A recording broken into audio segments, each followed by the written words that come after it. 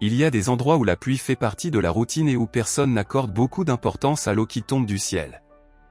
Mais certaines pluies dans le monde sont tout sauf conventionnelles, et lorsqu'elles se produisent, elles laissent des histoires qui traversent les générations.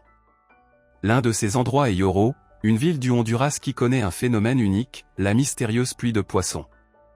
Mais que se passe-t-il réellement à Yoro? Des poissons tombent-ils vraiment du ciel ou est-ce juste une bonne histoire pour attirer l'attention? Restez avec nous, car Bello Mundo va maintenant vous faire découvrir tous les secrets de cette énigme. Numéro 1. Situation et données géographiques. Le Honduras peut sembler discret sur la carte, mais il possède une richesse naturelle et historique surprenante. Situé en plein cœur de l'Amérique centrale, il est entouré par le Salvador, le Guatemala et le Nicaragua, avec la mer des Caraïbes au nord et l'océan Pacifique au sud. Cette position stratégique n'est pas seulement géographique, elle relie les cultures, les économies et les histoires de toute l'Amérique. Le territoire du pays s'étend sur plus de 112 000 km² et est d'une diversité impressionnante. Les hautes montagnes dominent une grande partie de l'intérieur du pays, contrastant avec les forêts denses et les vallées fertiles qui soutiennent l'agriculture locale. Dans le nord, la proximité de la mer des Caraïbes définit non seulement les paysages, mais façonne également le climat et la biodiversité, tandis que la côte sud, plus discrète, cache des joyaux tels que le golfe de Fonseca. En parlant de nature, nous ne pouvons pas ne pas mentionner le système récifal mésoaméricain, qui s'étend sur une grande partie de la côte Caraïbe. Il s'agit du deuxième plus grand récif de corail au monde et d'un véritable paradis pour les plongeurs, avec des eaux cristallines qui révèlent un univers sous-marin fascinant. En ce qui concerne le climat, le pays est sans égal en termes de diversité. La région côtière, influencée par la mer des Caraïbes, est chaude et humide presque toute l'année, tandis que l'intérieur des terres montagneuses offre des températures plus douces. Entre mai et novembre, la saison des pluies transforme les paysages et apporte un air différent au territoire, tandis que les mois secs, de décembre à avril, sont idéaux pour explorer les plages et les sentiers de randonnée. Avec une telle diversité de paysages et de climats, ce pays est bien plus qu'un point sur la carte. Et c'est son histoire, aussi riche que sa géographie, qui nous attend ci-dessous. Numéro 2. Histoire. L'histoire du Honduras est pleine de rebondissements, marquée par la conquête, l'exploitation et une lutte constante pour l'indépendance. Bien avant que les colonisateurs ne foulent ces terres, le territoire abritait déjà l'une des civilisations les plus avancées d'Amérique, les Mayas.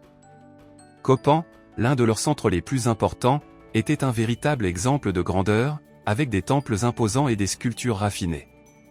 Mais, comme dans tant d'histoires, tout cela a commencé à changer au XVIe siècle. L'arrivée des Espagnols, menée par Hernán Cortés et ses commandos, a changé le cours de l'histoire locale. Le territoire est devenu une colonie et ses richesses, en particulier l'or et l'argent, ont été drainés vers l'Europe. Ceux qui en ont payé le prix sont les indigènes et les Africains, amenés de force et soumis à des siècles de travail inhumain. L'indépendance est arrivée en 1821, mais, comme beaucoup peuvent l'imaginer, la liberté n'a pas apporté une stabilité immédiate. Les coups d'État et les conflits politiques se succédèrent, et dans ce contexte, un nouveau type de conquérant fit son apparition, les compagnies bananières. Ces sociétés étrangères ne venaient pas à la recherche de métaux précieux, mais de quelque chose de plus simple et d'extrêmement lucratif, les bananes. Du moins, c'est ce qu'elles affirmaient. Au début, la production de fruits était leur intérêt, mais la situation a rapidement changé. Numéro 3, la République bananière. À la fin du XIXe siècle, de grands noms tels que la United Fruit Company et la Standard Fruit Company ont débarqué dans le pays avec des promesses de progrès et de développement. Mais ce qu'ils ont fait, c'est transformer des terres fertiles en empires privés. Ils ont acheté des propriétés à des prix dérisoires, construit des chemins de fer, contrôlé des ports et, plus effrayant encore, commencé à manipuler des gouvernements entiers. Les politiciens? Ils n'étaient souvent que des pions sur l'échiquier de ces entreprises. Les coups d'État? Financés. Les dirigeants? Désignés, à condition qu'ils favorisent les intérêts des entreprises. C'est ainsi qu'est né le terme de « République bananière », qui s'est finalement imposé dans le pays et symbolise la dépendance économique et la soumission politique à des intérêts étrangers. Alors que les dirigeants de ces entreprises se remplissaient les poches de bénéfices, les travailleurs locaux étaient confrontés à une réalité complètement différente, des salaires bas, des journées épuisantes et des conditions de travail inhumaines. Pour aggraver les choses, la concentration des terres a créé une inégalité qui a laissé de profondes cicatrices dans la société. Les entreprises avaient tellement de pouvoir que les présidents servaient souvent leurs intérêts plus que ceux du peuple. Et comme si cela ne suffisait pas, l'impact sur l'économie a été dévastateur. Le pays est devenu dépendant d'un seul produit sur le marché extérieur, tandis que la richesse générée ne profitait qu'à une petite élite. Comme on dit souvent, les entreprises en ont profité, les politiciens ont été soudoyés, pour le reste de la population, il ne restait que la croûte. Aujourd'hui, les choses ont changé, mais les cicatrices sont toujours là. L'agriculture reste un pilier de l'économie, avec l'industrie textile et les envois de fonds des travailleurs expatriés. En matière d'éducation, bien que les taux d'alphabétisation aient progressé, les défis restent énormes dans les zones rurales. Et voici une curiosité, l'école n'est pas obligatoire. En matière d'éducation, des signes de progrès sont visibles, mais le système reste confronté à des défis importants, en particulier dans les zones rurales, où les infrastructures sont précaires. Et voici une donnée curieuse, dans le pays, l'éducation n'est pas obligatoire pour les jeunes de plus de 14 ans. Selon la Constitution, étudier est un droit, mais pas une obligation à partir de cet âge. Il ne faut pas être un génie pour se rendre compte que les enfants sont obligés d'abandonner leurs études même s'ils ne le veulent pas pour pouvoir aider aux dépenses du foyer, n'est-ce pas? Malgré tout, le pays continue d'avancer, en essayant de se réinventer tout en tirant les leçons de son passé. Numéro 4, les meilleures destinations. Étant donné que Copan a déjà fait son apparition ici, nous ne pouvons pas nous empêcher d'accorder plus d'attention à ce lieu fascinant. Connue comme l'Athènes du monde maya, cette ancienne ville est un véritable trésor archéologique. Qu'est-ce qui la rend spéciale? Ses sculptures détaillées, ses temples majestueux et les célèbres étoiles qui racontent les histoires des dirigeants mayas. Se promener dans ces ruines, c'est comme voyager dans le temps, plonger dans l'un des chapitres les plus incroyables de l'histoire précolombienne. Mais le pays n'est pas seulement fait de passé. Si vous aimez les plages paradisiaques, vous devez visiter les îles de la baie. Roatan, Utila et Guanaja offrent des eaux cristallines, des récifs coralliens et une ambiance caribéenne à laquelle il est difficile de résister. Si les plages ne sont pas votre truc et que vous préférez les paysages plus montagneux, l'intérieur des terres est tout aussi impressionnant. La région de la Tigra, par exemple, abrite un parc national qui mêle forêt dense, sentiers et cascades. Une destination parfaite pour ceux qui cherchent à se déconnecter et à respirer de l'air pur. Et en parlant de plats complets, vous ne pouvez pas manquer la gastronomie hondurienne, qui fait également l'objet du chapitre suivant. Numéro 5, gastronomie. En termes de saveurs, le pays possède une cuisine qui mélange les traditions indigènes, africaines et espagnoles, donnant ainsi naissance à des plats qui sont de véritables invitations au plaisir. La cuisine locale est vibrante, avec des couleurs, des arômes et des épices qui rendent chaque repas unique. Pour bien commencer la journée, la baleada est un incontournable. Cette omelette de blé garnie de haricots frits, de fromage et de crème est un classique qui conquiert tout le monde. Si vous voulez quelque chose de plus consistant, il vous suffit d'ajouter de la viande, des œufs ou même de l'avocat. Le principe ici est simple, plus c'est copieux, mieux c'est. Pour le déjeuner ou le dîner, rien ne représente mieux la cuisine locale que le plat typique. C'est une combinaison qui plaît à tous les palais, viande grillée, riz, haricots, bananes frites et, bien sûr, tortillas. C'est de la cuisine maison à l'état pur. Si vous êtes près de la côte ou sur les îles de la baie, la star du menu est la soupe de bigorneau. Préparée avec de la noix de coco, des bananes et des morceaux de bigorneau, cette délicieuse spécialité caribéenne est crémeuse, savoureuse et inoubliable. Et si vous êtes de ceux qui ne peuvent pas se passer d'un dessert, ne manquez pas la capirotada, un pudding de pain au miel, aux raisins secs et aux épices, parfait pour les plus traditionnels, surtout à Pâques. Vous aurez déjà compris que, quelles que soient vos préférences, plage, montagne, histoire, culture ou bonne cuisine, il y a toujours quelque chose de spécial qui vous attend dans ce pays. Mais s'il y a un endroit qui attire l'attention du monde entier en plus de tous ces lieux et charmes que nous venons de mentionner, c'est bien Yoro. Numéro 6, Yoro, la ville des miracles. Yoro est un lieu qui allie charme naturel et mystère. Entourée de collines verdoyantes et de vallées fertiles, cette région de l'intérieur des terres est réputée pour la diversité de son agriculture. Du cacao au café, la terre y est généreuse. Mais il y a bien plus encore. Géographiquement, Yoro est un département d'une superficie de près de 8000 km² et d'une population d'environ 590 000 habitants. Sa capitale, La Union, est connue pour sa tranquillité et sa beauté naturelle. Parmi celles-ci, on peut citer les impressionnantes chutes d'eau de Pito Solo et les paysages luxuriants de la Sierra de Omoa, qui enchantent les visiteurs en quête d'aventure et de connexion avec la nature. Mais ce qui fait vraiment de Yoro une destination prisée, et qui fait rêver les gens du monde entier, est quelque chose de très différent. Un phénomène si singulier qu'il semble tout droit sorti d'un film. Vous connaissez cette animation où une machine fait pleuvoir des hamburgers? Ici, la machine n'existe pas, mais la pluie est bien réelle.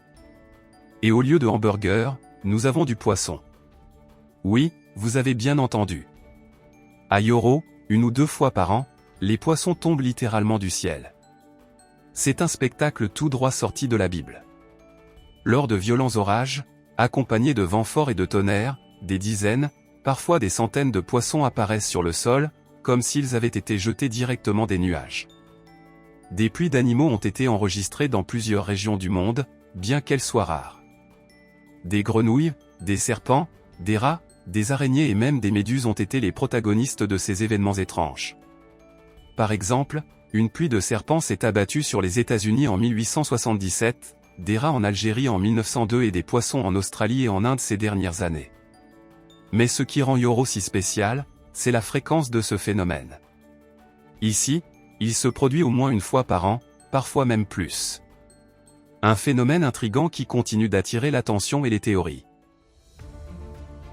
Numéro 7. Pourquoi cela se produit-il? En ce qui concerne la célèbre pluie de poissons de Yoro, il existe plusieurs hypothèses, mais aucune réponse définitive.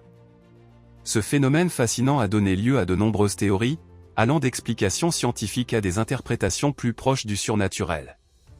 Certains experts soutiennent que l'événement est lié aux trompes d'eau, également connues sous le nom de tornades d'eau. Ces phénomènes, similaires aux tornades qui se forment au-dessus des masses d'eau, peuvent aspirer des poissons et d'autres petits animaux, les transportant sur de grandes distances jusqu'à ce qu'ils soient rejetés sur Terre. Lors de violents orages, les trompes pourraient être responsables du transport des poissons de la mer vers Yoro. Cependant, un détail rend cette explication un peu improbable. Yoro se trouve à environ 73 km de la côte. Pour que cette théorie fonctionne, les tornades devraient transporter les poissons avec une précision chirurgicale au même endroit, année après année. Une autre théorie plus plausible concerne le sous-sol. Dans les années 70, une équipe de National Geographic a suggéré que les poissons émergent des courants souterrains lors des pluies torrentielles.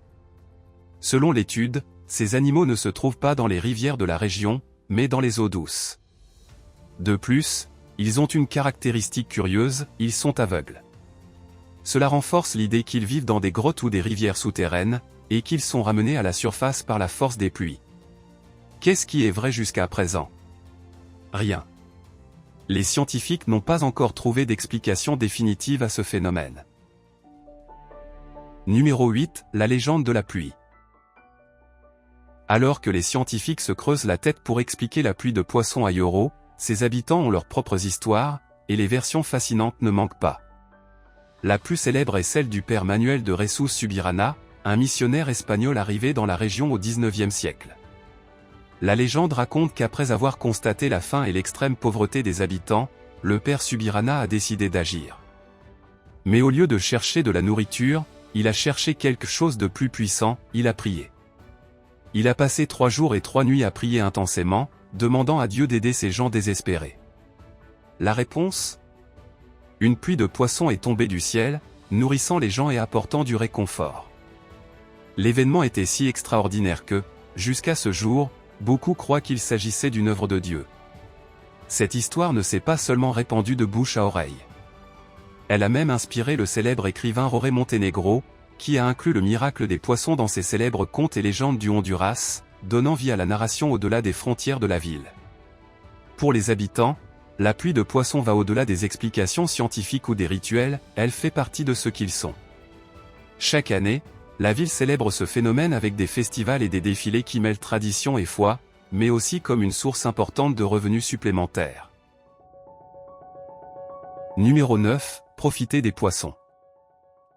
La célèbre pluie de poissons de Yoro, en plus d'être un phénomène inexplicable, est devenue quelque chose de bien plus important pour les habitants. Cet événement annuel, qui était déjà un motif de célébration et de récit transmis de génération en génération, est désormais une opportunité économique qui change des vies. Avec un peu plus de 100 000 habitants, une grande partie de la population de Yoro vit de l'économie informelle et est confrontée à des difficultés quotidiennes. Dans une région où le revenu moyen est d'accent grave peine $1 par jour, chaque ressource compte. Et quand cette ressource tombe littéralement du ciel, comment ne pas en profiter? Dans cette optique, une agence de publicité britannique s'est associée à un géant de la pêche pour créer un modèle économique durable. L'idée était simple, transformer la célèbre pluie de poissons en un moyen structuré d'améliorer les conditions de vie de la communauté. C'est ainsi qu'est né le projet Pessilo. Voici comment cela fonctionne. Pendant l'événement, les familles se précipitent pour ramasser les poissons qui tombent du ciel, comme les tilapias, les vivanos et les bars. Ils sont ensuite livrés à des centres de tri locaux, où ils sont nettoyés et transformés. Ensuite, le poisson est emballé dans des matériaux 100% durables fabriqués à partir de coques de banane et envoyé à plus de 200 restaurants et supermarchés à travers le pays. L'origine inhabituelle et l'exclusivité permettent de vendre le produit comme un produit haut de gamme, ce qui garantit plus de bénéfices pour tous. Et pourquoi cela fait-il une telle différence? Parce que chaque kilogramme de poisson récolté rapporte environ $13. Pendant l'événement, de nombreuses familles parviennent à pêcher au moins 10 kilos de poissons, ce qui représente déjà un soulagement économique important. Au début, il est vrai, les habitants ont un peu douté de l'initiative de vente. Après tout, pendant des années, la pluie de poissons a été considérée comme un cadeau divin et une occasion de goûter à une sorte de viande dans une région où la nourriture de base est le maïs et les haricots. Mais avec le temps, l'idée a pris de l'ampleur. Beaucoup ont réalisé qu'il était possible de conserver l'essence de l'événement tout en s'assurant un revenu supplémentaire. Aujourd'hui, le phénomène n'est plus seulement un mystère ou une tradition. Il est devenu un mélange parfait de foi, de célébration et de nouvelles sources de revenus. Qui aurait cru que quelque chose d'aussi surréaliste que des poissons tombant du ciel pourrait transformer autant la vie des gens? Et nous voilà arrivés à la fin de notre voyage au Honduras et dans le mystérieux Yoro, le pays de l'incroyable pluie de poissons. Nous voulons maintenant connaître votre opinion. Qu'est-ce qui a le plus retenu votre attention? Le miracle raconté dans la légende, le mystère qui défie la science ou la façon dont le phénomène change la vie des habitants? Faites-nous part de vos commentaires et partagez vos impressions sur cette histoire unique.